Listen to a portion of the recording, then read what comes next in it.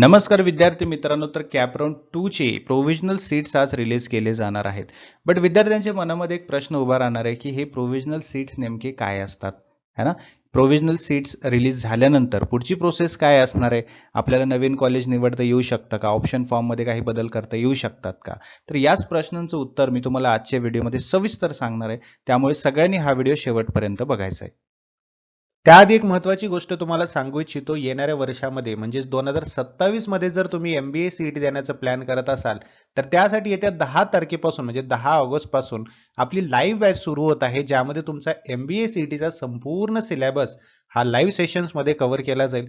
त्यासोबतच तुम्हाला यामध्ये स्टडी मटेरियल सुद्धा मिळणार आहे, जसे की टॉपिक वाईज MCQs म्हणा, नोट्स म्हणा, mock test, MCQ series PDF, जेणेकरून तुम्हाला प्रत्येक टॉपिक आणखीन चांगल्या प्रकारे स्टडी करता येईल आणि येणाऱ्या एक्झामिनेशन मध्ये चांगले पर्सेंटाईल मिळवून तुम्हाला बेस्ट MBA कॉलेजमध्ये ऍडमिशन घेता येईल. तर अजिबात उशीर करू नका, आजपासूनच प्रिपरेशनला लागा. या नंबरवरती तुम्ही व्हॉट्सअप मेसेज किंवा व्हॉट्सअप कॉल करू शकता आणि प्रिपरेशन सुरू करू शकता, किंवा ग्लोबल ऑनलाईनचं ऍप्लिकेशन डाउनलोड करा. ऍप्लिकेशनच्या थ्रू सुद्धा तुम्ही ही बॅच जॉईन करून प्रिपरेशन करू शकता. तर सुरू करूया. बघा, कुठलीही गोष्ट म्हणजे CET सेलबद्दल किंवा कॅपराउंडबद्दल किंवा MBA बद्दल कुठलीही इन्फॉर्मेशन तुम्हाला हवी असेल, स्पेशली कॅपराउंडबद्दल तुम्हाला इन्फॉर्मेशन हवी असेल, CET सेलने कुठले अपडेट्स रिलीज केले किंवा एखादी अपडेटवरती PDF तुम्हाला हवी असेल तर ते तुम्हाला या ठिकाणी भेटेल.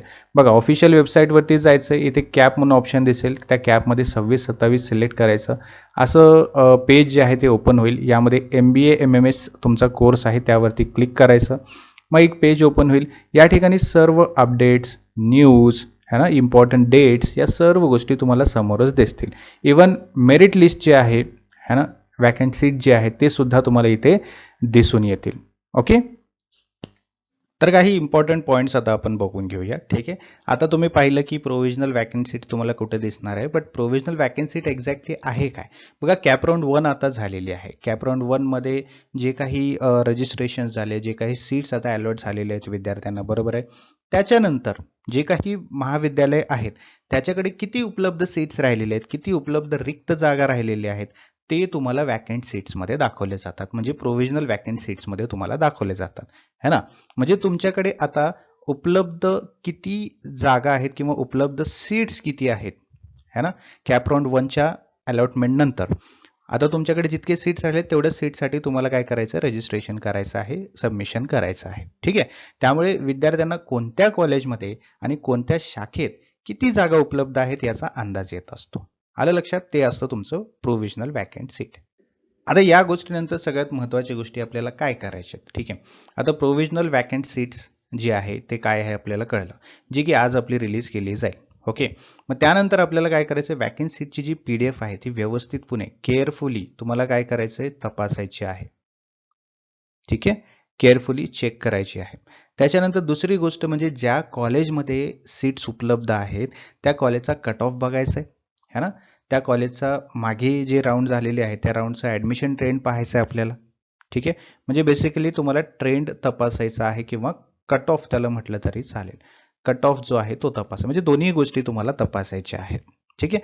त्यानंतर त्याची पुढची स्टेप काय असेल, त्यानंतर तुमचा जो स्कोर आहे, तुमचा स्कोर त्या कॉलेजसाठी मॅच करतो का, ओके नाही, म्हणजे स्कोर मॅच करायचं तुम्हाला, बरोबर आहे. ज्या कॉलेजमध्ये तुम्हाला ॲडमिशन घ्यायचं आहे त्या कॉलेजचा कट ऑफ चेक करायचा आणि तुमचा स्कोर चेक करायचा. तुमच्या स्कोरनुसार त्या कॉलेजमध्ये तुम्हाला ॲडमिशन मिळू शकतं का. जर ते येस असेल, मिळू शकत असेल, तर प्रेफरन्स लिस्टमध्ये तुम्हाला त्याला वरच्या क्रमांकावर ठेवायचं आहे. सगळ्यात वरच्या क्रमांकावर ते कॉलेज तुम्हाला ठेवायचं आहे.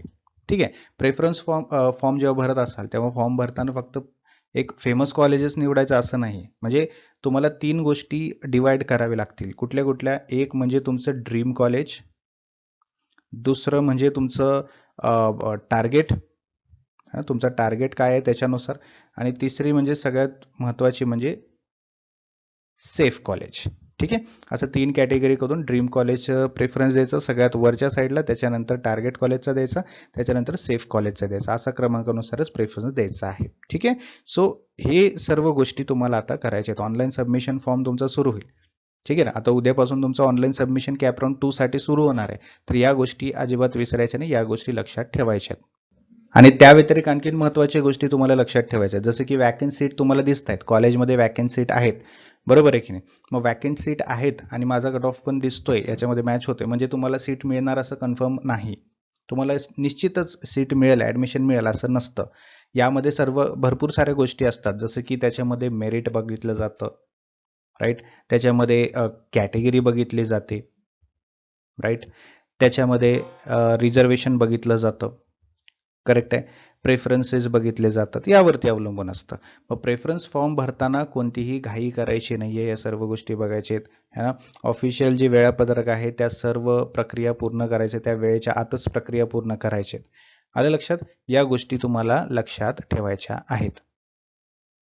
ओके, सो या व्हिडिओमध्ये आपण बघितलं की कॅपराउंड 2 मध्ये प्रोव्हिजनल वॅकन्सी म्हणजे काय असतं, त्यानंतर तुम्हाला काय प्रक्रिया करायची आणि विद्यार्थ्यांनी कोणती स्ट्रॅटेजी वापरायची आणि समजून घ्यायची आहे. ठीक आहे, तुम्हाला जर हा व्हिडिओ उपयुक्त वाटला असेल तर लाईक नक्की करा आणि सगळ्यात महत्त्वाची गोष्ट तुम्ही विसरू नका, जर तुम्ही नेक्स्ट इयरसाठी MBA CET देणार असाल तर.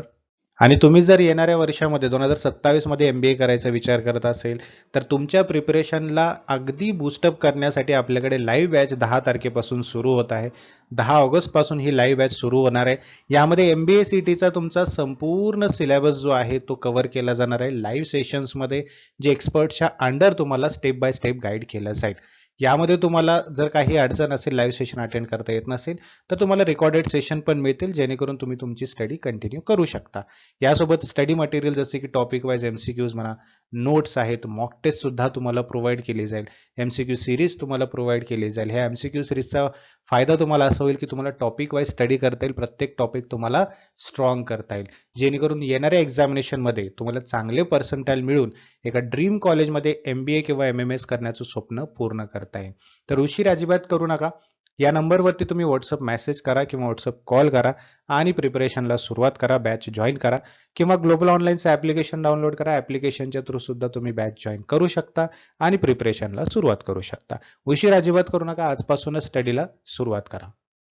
बघा काय करायचं आहे, ग्लोबल ऑनलाईन सर्च करायचं आहे प्ले स्टोअरवरती जाऊन, असं एक